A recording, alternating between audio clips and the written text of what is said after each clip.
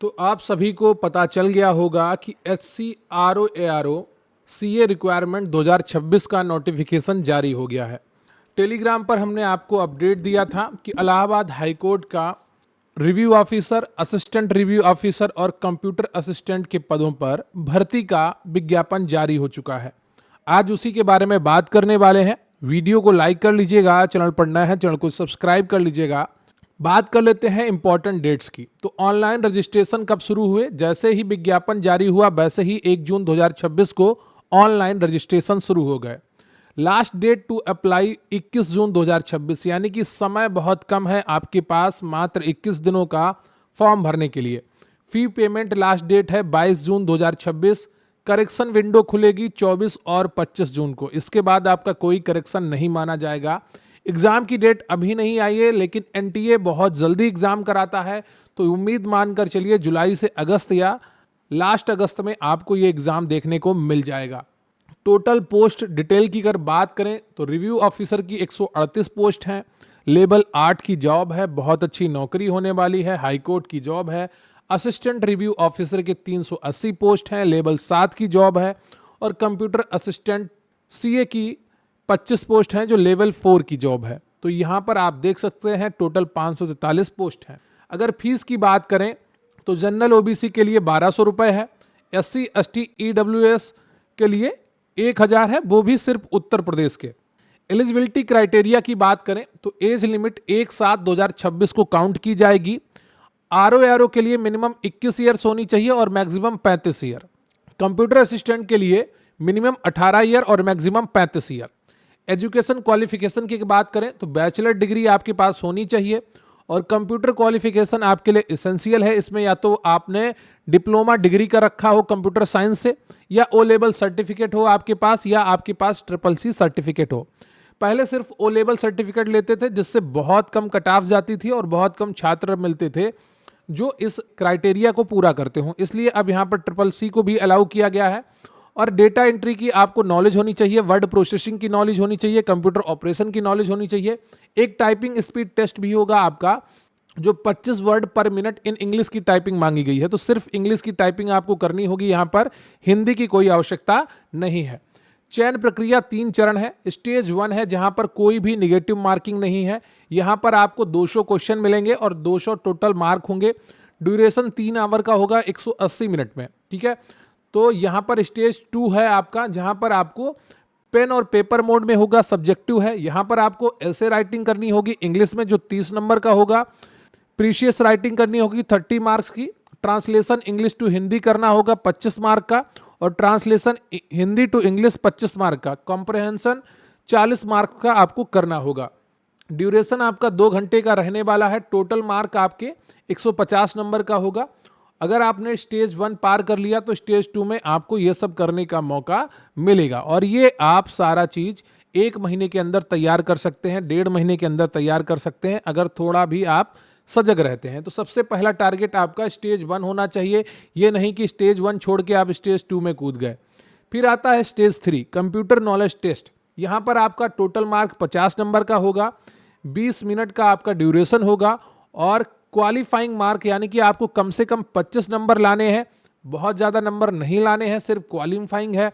English typing test है, minimum 25 word per minute आपकी speed होनी चाहिए।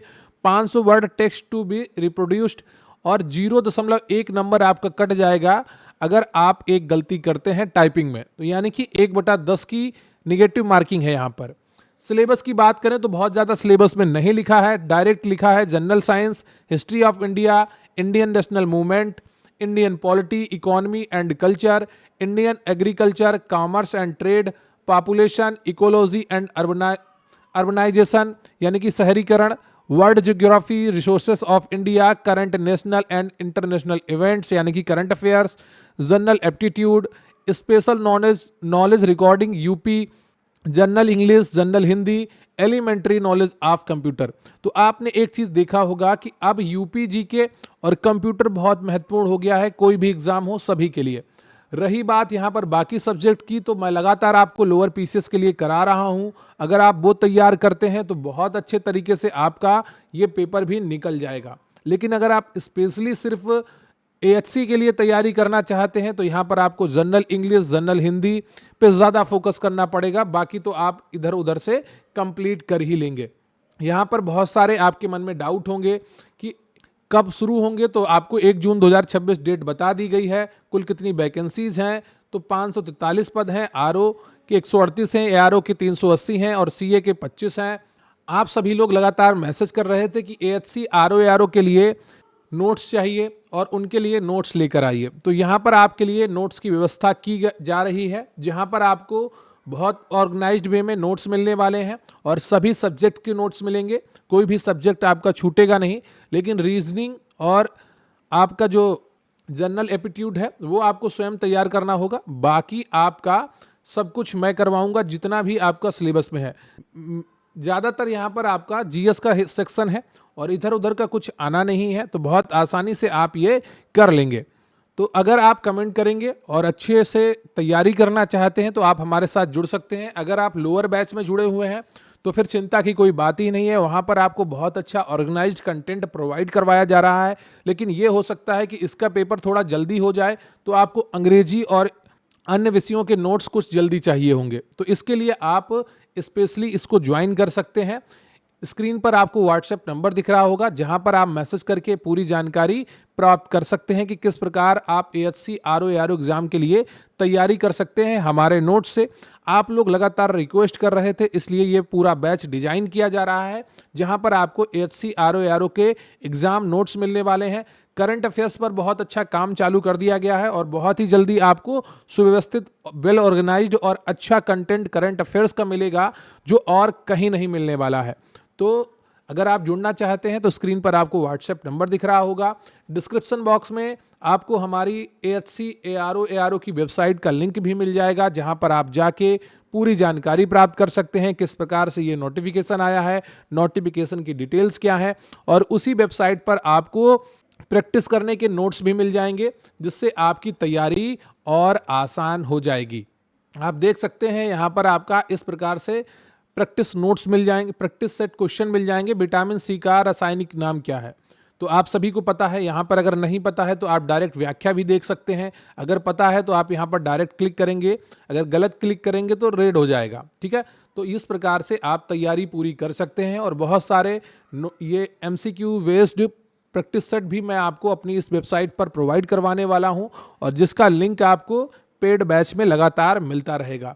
तो अच्छे से तैयारी करनी है, अच्छे से जुड़ना है, तो आपको हमारे चैनल के साथ जुड़ना पड़ेगा और आपको बहुत ही ऑर्गेनाइज्ड कंटेंट मिलेगा। जितना भी लोग जुड़ते हैं बाद में कहते हैं काश सर पहले जुड़ गए होते। तो कंटेंट तो मेहनत की जाती है और आपके लिए वो कंटेंट लाया जाता है जो परीक्षा में पूछा जाता है।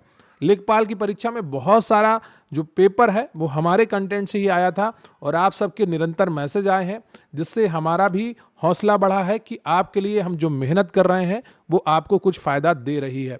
तो इसी प्रकार से तैयारी करते रहिए और बहुत अच्छी वैकेंसी है। एक जगह, एक शहर में, एक अच्छे ऑफिस में, हाई कोर्ट जैसी संस्थान में नौकरी मिलना बहुत बड़ी बात होती है। तो अगर आप वाकई में समर्पित होकर तैयारी करना चाहते हैं तो फिर लग जाइए, और मौका बहुत कम मिलता है ऐसी नौकरी में अपना नाम सुनिश्चित करने का।